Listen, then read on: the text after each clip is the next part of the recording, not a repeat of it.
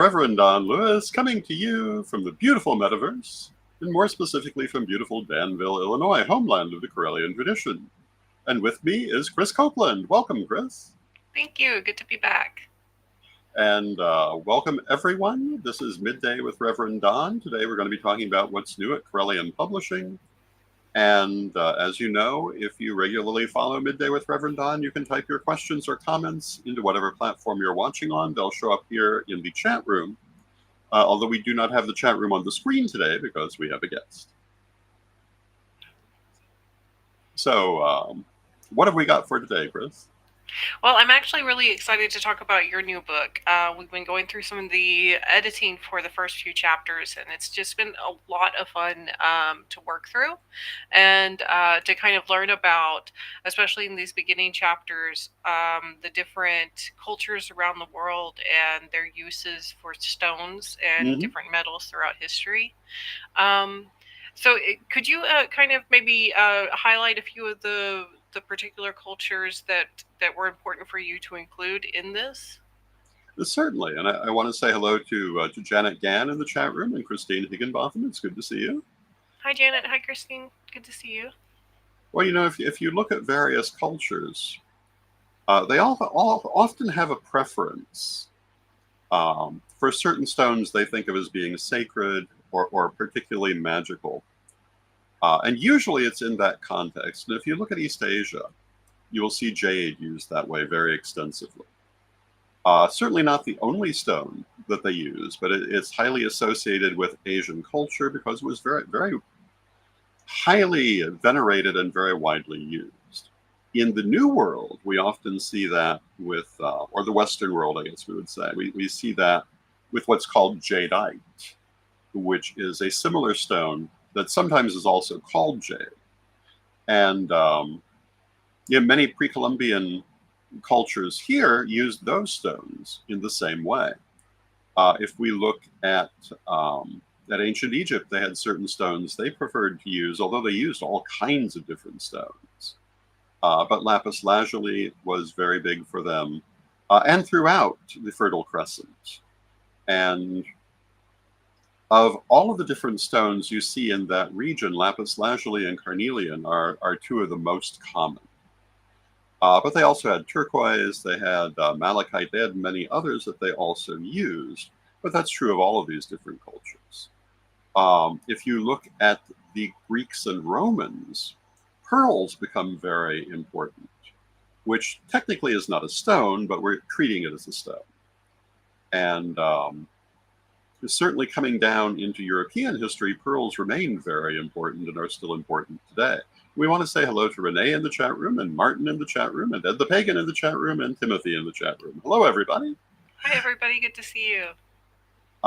It's also interesting to see how different metals have been used. In most of the world, gold is usually the most valuable metal, but that's not universal. In ancient Egypt, silver was considered more valuable than gold. And the reason is that Egypt was a producer of gold, but there was no silver in Egyptian territory. It was all imported and therefore more expensive. So when you look at the famous coffin of, or sarcophagus of Tutankhamun, mummy case, that would be the term. And it's all this beautiful gold work. And you think that must be the height of a valuable Egyptian mummy case. But actually an argument could be made that the mummy case of Susenis, I believe Susenis II, which is made entirely of silver with a little bit of gold work in it, for them would have been a more valuable piece of work, which is something you just don't know if you're not familiar with that aspect of history or why they made that association.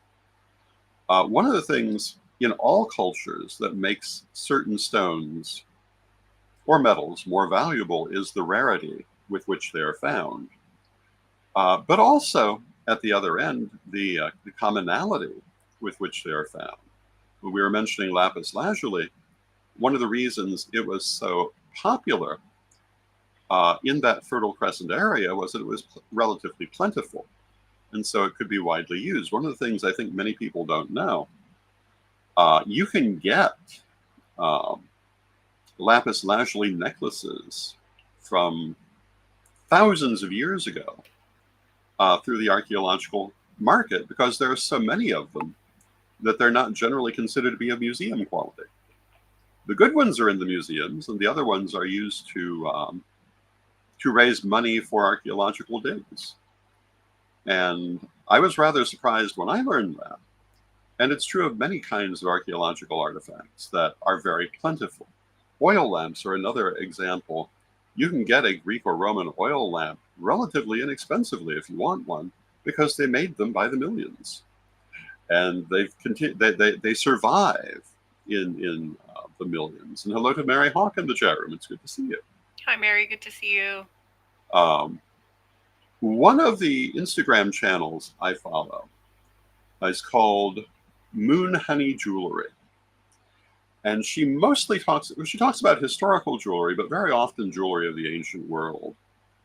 And it's fascinating to see these pieces from all over the world that she talks about. And to see one of the things that I've noticed and been made mindful of watching her is the way that our definition of stones has changed. And that is, it used to be that, for example, what was considered a ruby was not based on the same things we consider a ruby now. It was much more based on the color. So what we today would call a spinel was formerly considered a ruby. And I've heard it described as an imposter ruby, but it wasn't. What happened is we changed our definition when we were able to start studying the molecular nature of stones and started to classify them that way. But earlier we'd classified them by color. So when you read about a massive emerald in the Roman Empire, chances are it was a beryl or some other green crystalline stone. Though it could have been an emerald, they certainly had them. When you read about a massive ruby, it could very well have been a spinel, possibly even a garnet under certain circumstances. Our definitions of stones have changed. So when you read any ancient book that talks about particular stones, it's not necessarily what we would call the same stones today. And Timothy in the chat room remarks that some stones can be pulverized and used as cosmetics or art supplies. And this is absolutely true. For most of history, painting was done with pulverized stones and a binding agent. If you look at those beautiful Greco-Roman wall frescoes, they were done with pulverized stone to give the color. Well down toward the modern era, and still sometimes today, that's how colored pigments are made. Although today they're often artificial, but you can still have them. Mica is often used in cosmetics, especially to give it a shine. So that's something also to just kind of be aware of like properly sourcing stones. Sometimes you need to research where you're getting them from, because some of those stones can be linked to mines where child work is taking place or things like that. So just try to be mindful also if you're sourcing stuff that has that pulverized stone in it. Try to do some research on where it comes from.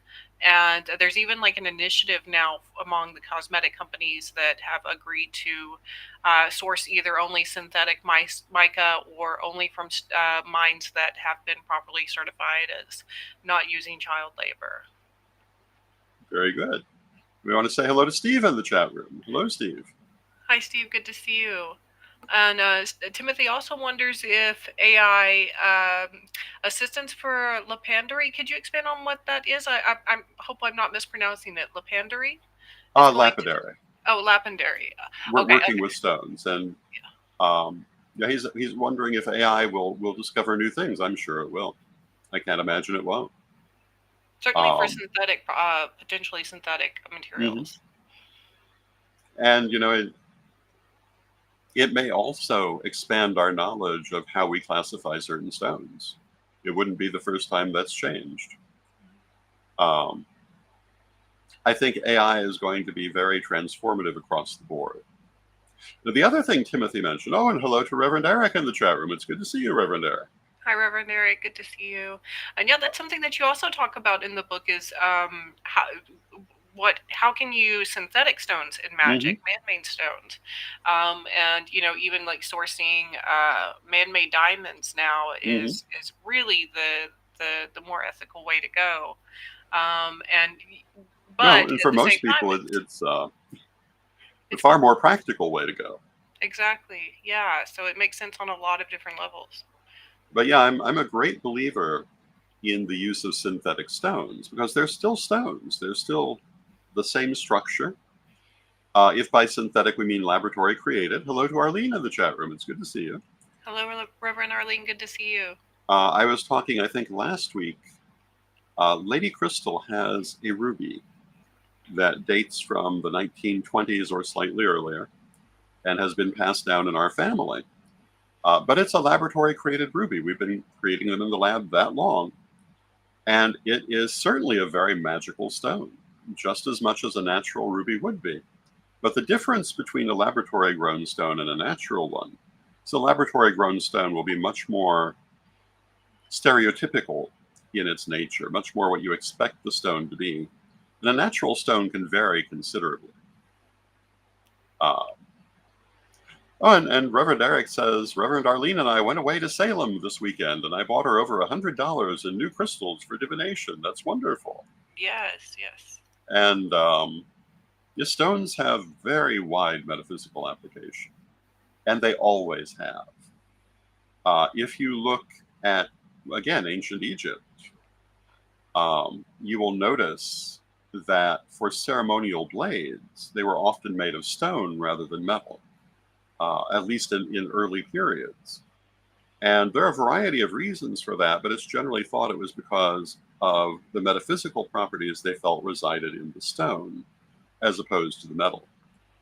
And also, sometimes metal would be used because it was considered to have its own metaphysical properties, especially if it was associated with a meteorite.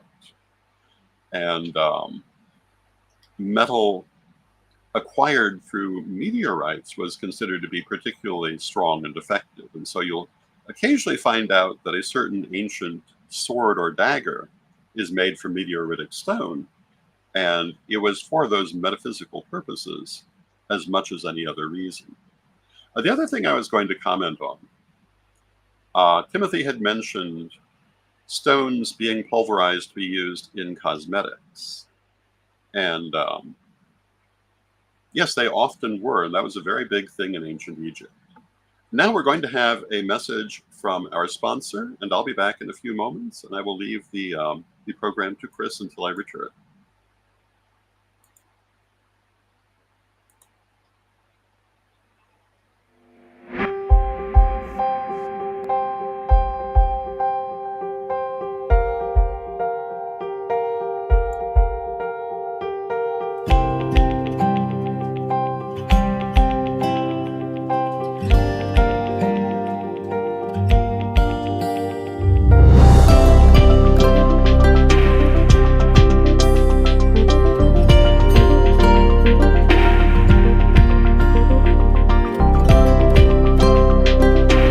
All right, everyone, we are back now. If you didn't get a chance to take a look at the screen during that commercial, our sponsor today is Equinix Learning Hub, and you can find them at equinox-learning.com. Not Equinix. Equinix is a company I've done some work with for business English, but Equinox, like the seasonal holiday. So Equinox Learning is a really interesting. I've been taking a look at their website today, and they have a homeschool curriculum for pagan parents. So this is something that our community has needed for a while. And in addition to the homeschooling curriculum, they also offer a very interesting online newsletter with tips for parents for each season. And this includes things like crafts to do with your kids or games to play as a family, and even in the fall when they have chili cook-off recipes. So check that out at their website, equinox-learning.com. And going back to Reverend Don's book, I have to say I'm really excited about this one. Working through it today, there was a lot of interesting information that I learned about spirits and stones, and how there can be an energy that is attached to that stone, and how in the past people, of course, had this belief as well. Quartz crystals are, of course, known for keeping away negative spirits. So there is that connection there with being able to control the movement of spirits and things like that. But also even farmers back in the medieval times of Europe and prior would carry a piece of flint in their pocket to keep bad weather away, or the spirits of bad weather away. So there's again that connection to the natural world. And we'll have Reverend Don expand on this as he comes back, but he also expands into the book about the idea of sympathetic magic, and provides interesting correspondences, not just for like the colors of stones and what the color energy could mean for them, but also assigning their meanings based on shape. You know, what is a pointed stone best for versus a round orb or something like that. So definitely a great deep dive into those different concepts around what a stone can stand for or can represent in spell work.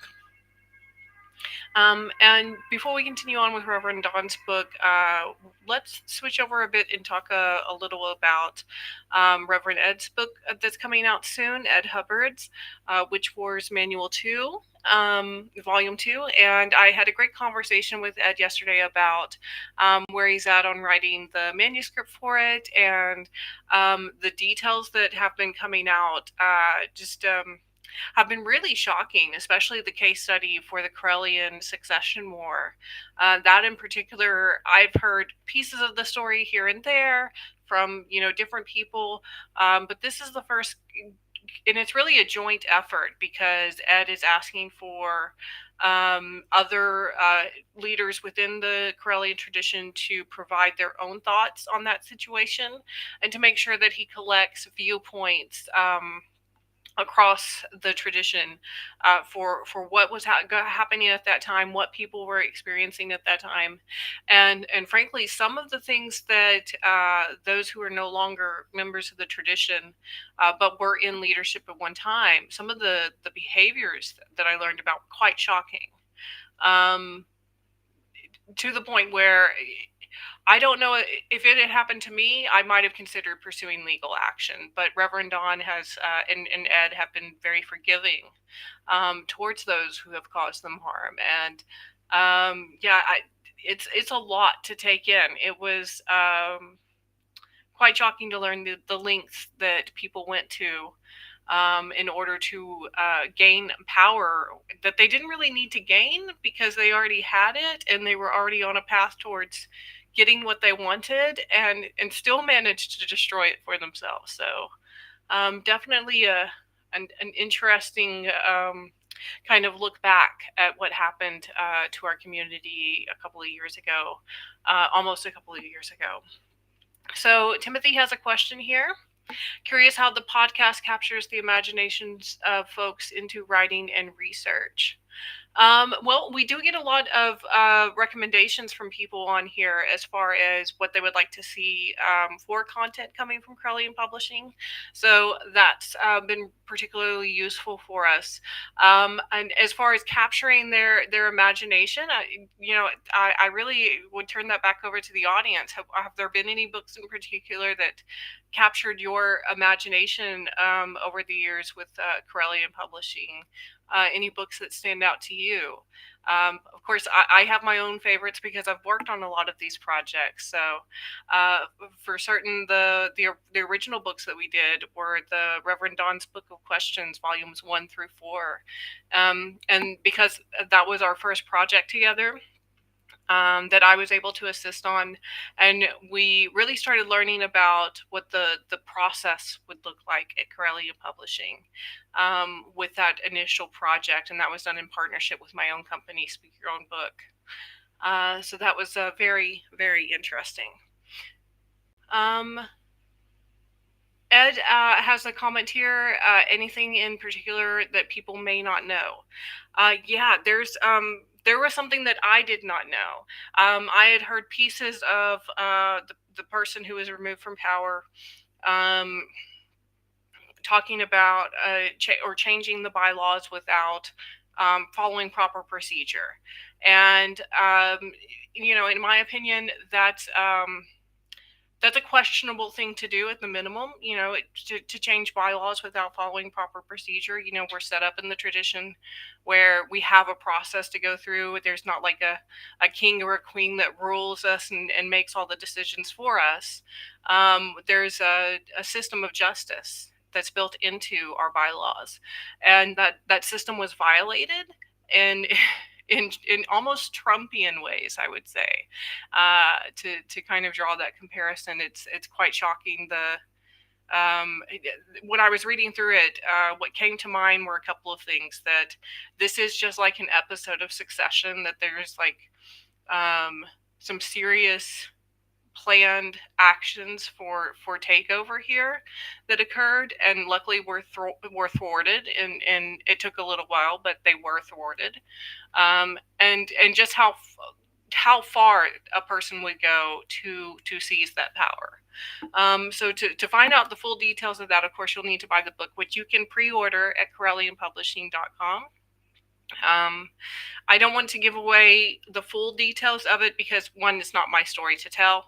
It's Ed's story to tell with the assistance of all the leadership of the Corellian tradition. And I'm so thankful that he got their opinions on it. I don't think it would have been nearly as complete of a story without the feedback from everyone involved in that situation. And of course, I'm not actually a member of leadership. I have a second degree status within the tradition, but I'm by no means a leader. I consider myself more of a servant than anything else. What does the community need, and what ways can I serve them? And for the most part, that is just editing books. So, and helping people to publish books, which I am more than thrilled to do. I'm quite I would say, I guess, a fangirl of the tradition, even though I'm also part of the tradition. But, I get to work with some of my favorite authors in the world, people who I have admired for 20 years or longer. And so it's kind of a bit of a dream job for me to be able to work with such talented people and to continue meeting such talented people through this network of Corellian Publishing and through our ministry work. And that includes people like Sarah Hartsong, who runs Tree of Life Interfaith Sanctuary. She's just published her ritual recipe deck with us. Check that out because we are getting ready to order another batch of those. So if you would like to get your set of the new cards, where we have some updated content and some more drawings on the back, more artwork on the back, a greater variety of artwork. So check that out at CorellianPublishing.com if you'd like to pre-order your copy with the next run that we're doing. But her work with Tallis is quite fascinating. She does a lot of elder wisdom preservation herself through her PEEPS program. And Timothy says, hold on to that dream job. Editing podcasting is awesome. Absolutely right. It's a lot of fun to do editing. The podcasting I'm getting used to. It's not something that comes naturally to me. But I do enjoy it a lot, especially when I have interaction from people in the audience. It's really great to hear what you guys are thinking and what you would like to see next coming from Corellian Publishing. Going back to that dream job, though, of getting to meet all these amazing people, another person that comes to mind is Autumn Stoneflower, who is a pagan teacher and a priestess within the Corellian tradition. And she has just published her first book for middle grade pagan children, so roughly 8 to 15 years old, depending on their reading ability. And this book is about, it follows one girl in particular, but 4 girls as a group at a pagan boarding school. and goes through, it's a realistic fiction, so this is not fantastical magic, but they do perform magic in it. It's just, real magic.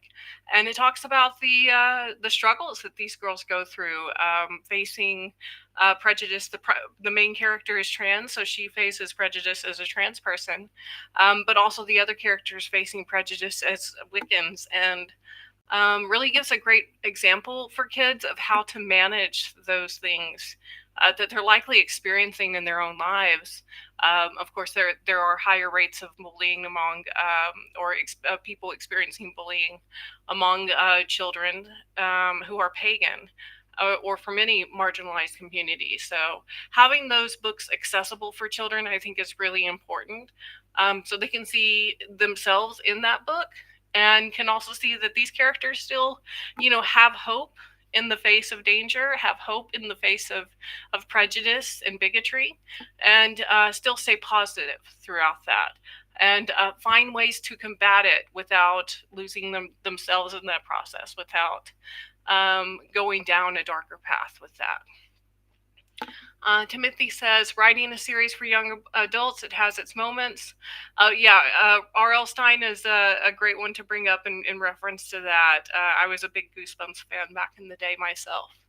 And it's great to see that those are still loved. And Stine used a great technique where he actually taught ghostwriters how to mimic his style as well. He's someone who is able to kind of train other writers on his style, and then also help them to create the book that he has envisioned. So very interesting way of producing books quickly that children still seem to really love. They're quite cheesy books if you look back on them now, but they're definitely memorable. I think Monster Blood is one of my favorites.